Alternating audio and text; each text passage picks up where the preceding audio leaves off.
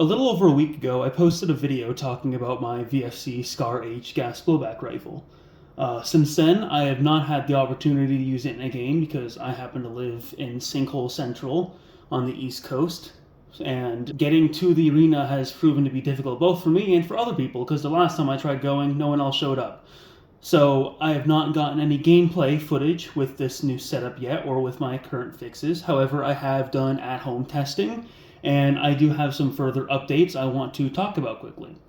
So first, I will talk about the one remaining issue I was having with the Scar in my last video, which was the hop-up adjustment screw walking itself out under recoil.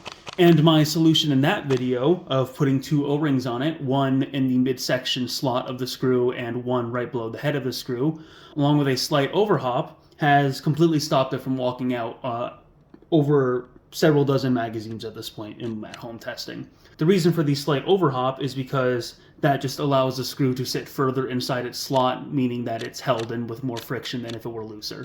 And it's not a huge deal because when I'm playing in close quarters, the point at which my .25s that I usually use for this begin to curve upwards is beyond any ranges I would be encountering in close quarters environment. It's a few dozen feet out is when I start seeing the BBs curve up, which is beyond any engagement distance I'll be doing in close quarters. I did try it out with .32 BBs, and this current situation is underhopping those, so the obvious solution here is to just use heavier BBs with this gun so you can have the screw threaded further into its slot and reduce any chance of it walking itself out. Since then, the only new issue that, honestly, I don't know if it's new or if it was around at the time and I just didn't try it out, is full auto. Because I don't really use full auto that often, because obviously most airsoft arenas don't allow full auto, and with gas guns, especially with your limited ammo, it's usually a better idea to just use semi. So I wasn't really testing full auto at all, but when I finally did again, for a couple days, every time I would pull the trigger with it set to full auto, it would fire off maybe one BB, then it would cycle a couple times, and then the bolt would get stuck back and the magazine would vent all of the gas. So I opened it up, I re-lubed the O-rings in the nozzle, I just did a very minor maintenance run, put it back together, and after that, the full auto would properly cycle. However, it would not fire BBs consistently. BBs, I have footage right now, I just got me test firing it. You'll notice that semi-auto works beautifully.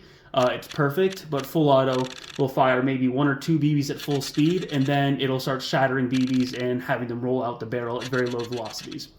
I'm still trying to figure out why it does that, but again, it's not an immediate concern because the arena I play at doesn't allow for full auto anyways, so that doesn't affect how usable it is in game. Other than that, all of my fixes have been holding up very well. The nozzle turn spring screw has not moved at all since I Loctited it in place. One thing I will mention is that the screws on the, I'm not sure the name of this part, so I'll try to find it in post, but the little plastic brace that goes on the front of the bolt carrier that holds the nozzle from extending all the way out, that piece, the screws for that did walk themselves out under recoil. Two of them just loosened a little bit. The third one is gone completely. I actually have no idea where it went, but it's still working fine without them, but obviously I do want to try to find a replacement screw for that, and so if you do take this apart, I do recommend Loctiting them or just periodically checking to make sure that they're still threaded in all the way so you don't lose those screws, because that's not good. Other than that, though, all the issues I was having with it have been resolved. It's shooting in semi-auto perfectly. There's no hiccups, there's no jams, there's no malfunctions of any kind. The bolt isn't getting stuck at the trigger geometry. This thing is running beautifully, and I understand now, once you actually take care of it properly, why this is one of the best gas blowbacks out of the box, at least from what I've been hearing. So aside from internal changes or modifications or state, whatever, the only external change I've made is that I replaced the RVG grip I had up here with a BCM V3 M-Lock grip, of course, pointed forwards because that is just the more comfortable position for it for me.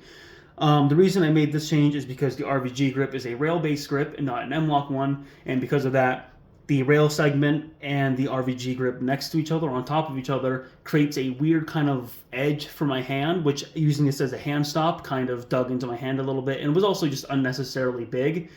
So instead of that, I just have this that fits flushly on the M-Lock rail itself, and it's extremely comfortable to use. The RVG grip is still great, don't get me wrong. I'm absolutely going to repurpose it on another build at some point, but for this specific gun with how I want to hold it, this grip is just a bit more comfortable to use. Also, yes, this is a real BCM V3, not a replica, because these things are only like $25. But otherwise, that is the update to the SCAR. It is working very well. I'm very excited to finally use it in game, and of course, I will record footage and upload it once that happens. But that is about all I have to say on the build. Otherwise, it is externally and internally the same as it was last week, just with those minor updates and mentions everything in this video I talked about. So that is it. I hope this and my last video have provided some insight for people who were struggling with the same issues I was.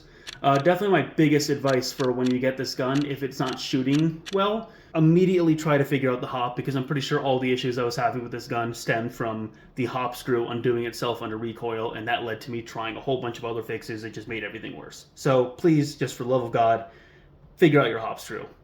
Alright, that's it.